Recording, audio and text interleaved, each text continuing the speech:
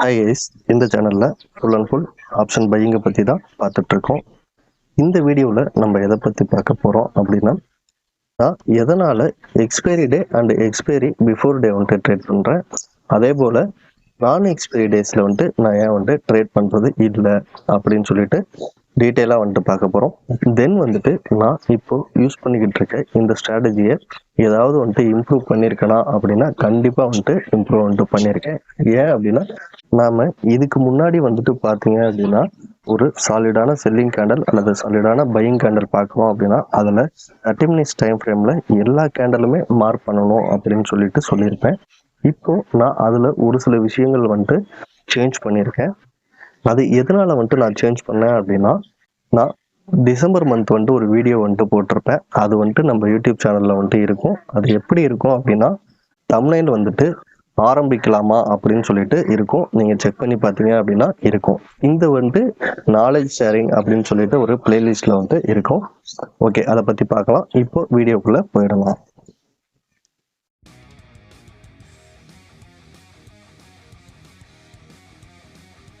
Okay, இது வந்துட்டு பார்த்தீங்க அப்படின்னா 28ஆம் தேதி ஃப்ரைடே வந்துட்டு நடந்தது. இது சென்செக்ஸ் சார்ட்டு. நான் ஆல்ரெடி எப்பயும் போல் வந்துட்டு 30 மினிட் சார்ட்டில் வந்துட்டு மார்க் பண்ணி வச்சுருக்கேன்.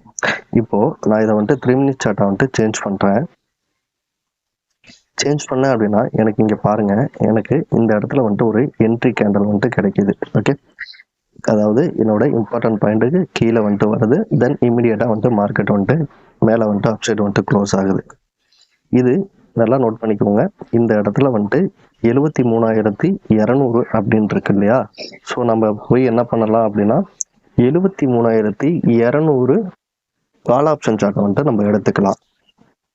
ஓகே கைஸ், இப்போ வந்துட்டு பார்த்தீங்க அப்படின்னா இதுதான் வந்துட்டு 73,200 கால் ஆப்ஷன் சார்ட்டு. ஓகே, இப்போது நான் என்னோட என்ட்ரி கேண்டல் வந்துட்டு நான் மார்க் பண்ணுறேன்.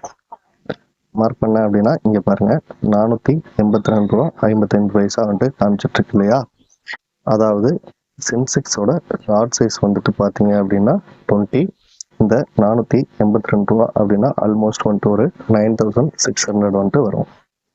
ஓகே, சென்செக்ஸ் பொறுத்த வரைக்கும் வந்துட்டு பார்த்தீங்க அப்படின்னா செவ்வாய்க்கிழமைக்கு எக்ஸ்பைரி. ஸோ அதனால் வந்துட்டு பார்த்தீங்க அப்படின்னா இந்த ப்ரீமியம் வந்துட்டு 9,600 அப்படின்னு சொல்லிட்டு காமிக்குது.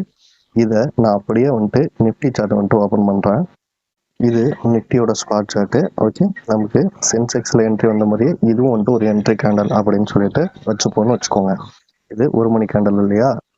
இதுக்கு நியரஸ்ட்டாக வந்துட்டு ப்ரைஸ் என்ன ட்ரேட் ஆகிட்டு இருக்குன்னு பாருங்கள். 22,100 சம்திங் வந்துட்டு ட்ரேட் ஆகிட்டு இருக்கு. ஓகே, இந்த 1 மணி கேண்டல் வந்துட்டு நான் மார்க் பண்ணுறேன்.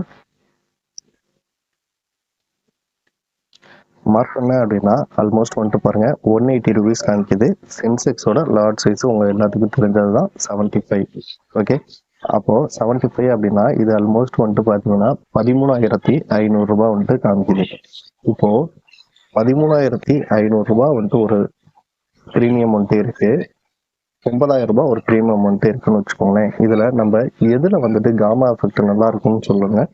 கண்டிப்பாக வந்துட்டு கம்மியான ப்ரீமியமில் இருக்கிறது தான் வந்துட்டு காமா எஃபெக்ட் வந்துட்டு நல்லாயிருக்கும். ஸோ இது ஒரு பாயிண்ட்டாக வந்துட்டு நான் எடுத்துக்கிட்டு எக்ஸ்பைரி டே அண்டு எக்ஸ்பைரிக்கு நியரஸ்டாக இருக்க ஆப்ஷனை வந்துட்டு ட்ரேட் பண்ணுறேன்.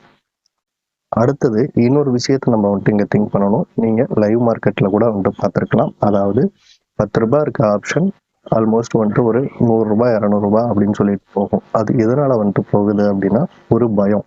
ஆல்ரெடி வந்துட்டு பொசிஷன் வந்துட்டு எடுத்து வச்சிருக்கவங்களுக்கு ஒரு பயம் வந்துட்டு கிரியேட் ஆகுது. ஸோ அதனால தான் வந்துட்டு காமா எஃபெக்ட் அப்படின்னு சொல்லிட்டு மார்க்கெட் வந்துட்டு அந்த அளவுக்கு மூவ் ஆகும். நீங்கள் அந்த மாதிரி மூவ் ஆகுறப்ப நீங்கள் உங்களால் வந்துட்டு பையும் பண்ண முடியாது, செல்லும் பண்ண முடியாது. ஏன் அப்படின்னா ப்ரைஸ் வந்துட்டு பார்த்தீங்கன்னா அப்படியே ஜம்ப் ஆகிக்கிட்டே இருக்கும்.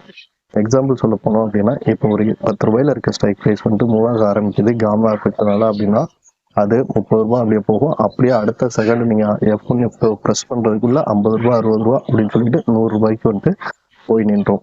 அதாவது ட்ரேடரோட ஃபியர் வந்துட்டு எந்த இடத்துல அதிகமாக இருக்கோ ஸோ அந்த இடத்துல வந்துட்டு காமா எஃபெக்ட் வந்துட்டு நல்லாயிருக்கும். ஆப்ஷன் ப்ரைஸ் வந்து மூவ் ஆகுறதும் நல்லாயிருக்கும். நாம் வந்துட்டு ஒரு ஆப்ஷன் பையர். ஸோ நமக்கு எப்பயுமே காமா எஃபெக்ட் நல்லா இருந்தால் தான் நம்மளால் வந்துட்டு ப்ராஃபிட் வந்துட்டு பண்ண முடியும். ஓகே, இப்போ வந்துட்டு பார்த்தீங்க அப்படின்னா நான் நிஃப்டியில் 3 மினிட் சார்ட் வந்துட்டு வச்சுருக்கேன். இங்கே ஒரு இம்பார்ட்டன்ட் பாயிண்ட் வந்துட்டு இருக்குது பாருங்கள். இந்த ப்ரைஸ்ல இருந்து ஆல்மோஸ்ட் வந்துட்டு பார்த்தீங்க அப்படின்னா ப்ரைஸ் கொஞ்சமாக வந்துட்டு மூவ் ஆகிருக்கு. அதாவது ஒரு 50 பாயிண்ட்ஸ் பக்கம் மூவ் ஆகிருக்கு.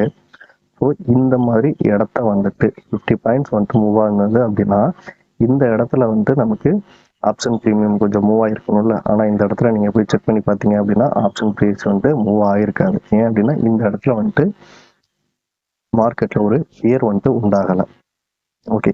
ஸோ இந்த மாதிரி இடத்த வந்துட்டு நம்மளால வந்துட்டு ஃபில்டர் பண்ண முடியுமா அப்படின்னா கண்டிப்பாக வந்துட்டு ஃபில்டர் பண்ண முடியும். நான் வந்துட்டு ஃபில்டர் பண்ணியிருக்கேன். கடந்த ஒரு 3 மாசமா வந்துட்டு பேக் டெஸ்ட் பண்ணிட்டு அதில் எவ்வளோ தூரம் நம்மளால வந்துட்டு ஃபில்டர் பண்ண முடியுமோ, எவ்வளோ தூரம் ப்ராஃபிட்டை வந்துட்டு நமக்கு அக்யூரேட்டாக வந்துட்டு கொடுக்குற டார்கெட்ஸ் அப்போ நம்ம எடுக்க முடியுமோ, ஸோ அந்த மாதிரி வந்துட்டு நான் ஃபில்டர் பண்ணி வந்துட்டு வச்சுருக்கேன்.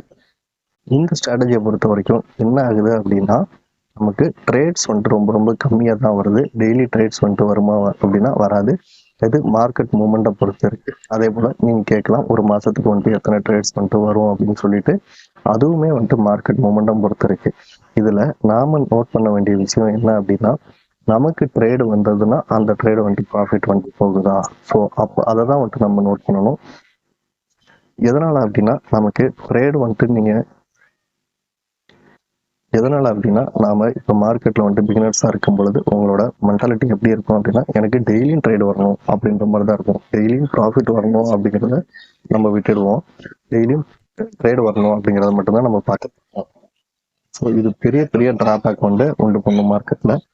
ஸோ அதனால தான் சொல்கிறேன். ஓகே, இதை பற்றி full details and full update வந்துட்டு நான் செவ்வாய்க்கிழமை, அதாவது சென்செக்ஸ் எக்ஸ்பைரி இருக்கு இல்லையா, ஸோ அன்னைக்கான வீடியோவில் நான் ஃபுல்லாக வந்துட்டு எக்ஸ்பிளைன் பண்ணுறேன். கண்டிப்பாக நீங்கள் இதை வந்துட்டு அக்சஸ் பண்ண முடியுமா அப்படின்னா கண்டிப்பாக வந்துட்டு உங்களாலையும் அக்சஸ் வந்துட்டு பண்ண முடியும்.